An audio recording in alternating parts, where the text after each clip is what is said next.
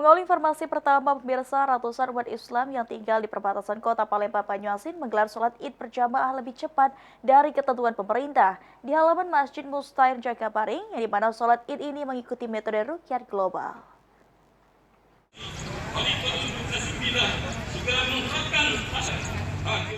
Pelaksanaan sholat Id 1 Syawal 1447 Hijriah dilakukan oleh umat Muslim di halaman Masjid Al-Mustahir Jakabaring.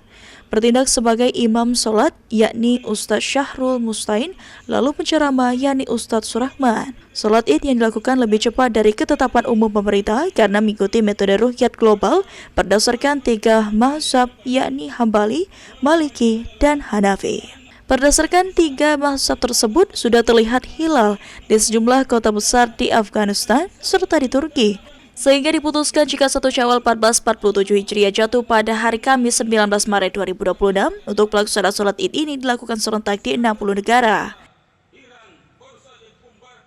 Di sejumlah kota besar di Afghanistan, di 3 provinsi oleh sebagian besar umat Islam di sana, termasuk juga di Turki. Setelah melakukan sholat Id berjamaah dan mendengarkan ceramah, para jemaah pun saling bermaaf-maafan satu sama lain di hari kemenangan 1 Syawal 1447 Hijriah. Tim Liputan PAL TV.